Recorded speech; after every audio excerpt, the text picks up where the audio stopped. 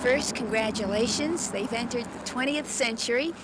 Vera Katz arrived in Oregon in 1962. 10 years later, she was elected to the Oregon legislature. And that's what we're trying to change. By 1985, she was the first woman ever elected to the Speaker of the House for the legislature, a post she held 3 consecutive sessions, another first. I am officially announcing my candidacy. 5 years after leaving the legislature, Katz won election as Portland's mayor, where she served another 12 years until 2005. I will not seek re-election as mayor. In the summer of 2004, Katz had already survived a scare from breast cancer when a routine procedure discovered uterine cancer and changed her life. Yeah,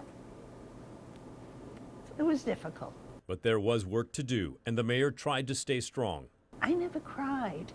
I was afraid if I cried, I wouldn't be able to go on. And so all I did was ask my oncologist. I think my uterine cancer came around July of my last year in office. And I just said to her, keep me alive until the end of my service as mayor, until January 1. The cancer was rare and aggressive. The woman who spent much of her adult life calling the shots was suddenly not in charge. Yeah, I am a control freak. There's no question about it. I couldn't control it, and I didn't know what they were going to do. Katz says her doctor developed a special mix of drugs and chemo to attack the cancer. It worked, but the cure came at a high price. I was absolutely shocked when I found out years ago that I had to go to dialysis because of the chemo.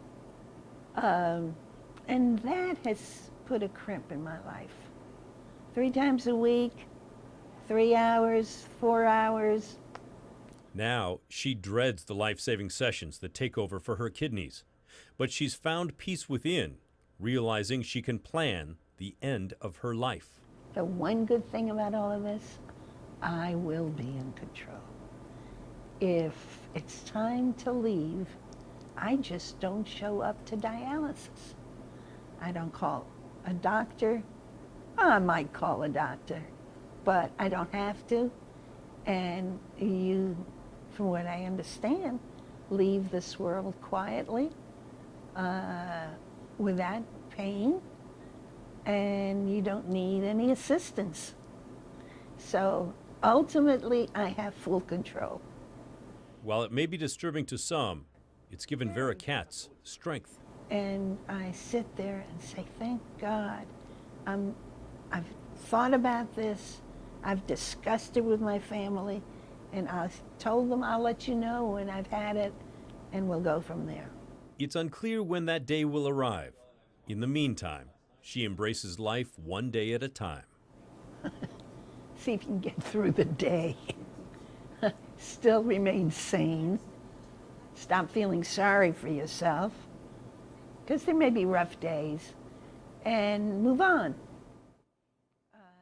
I work part-time here, so I get a couple of breaks a week.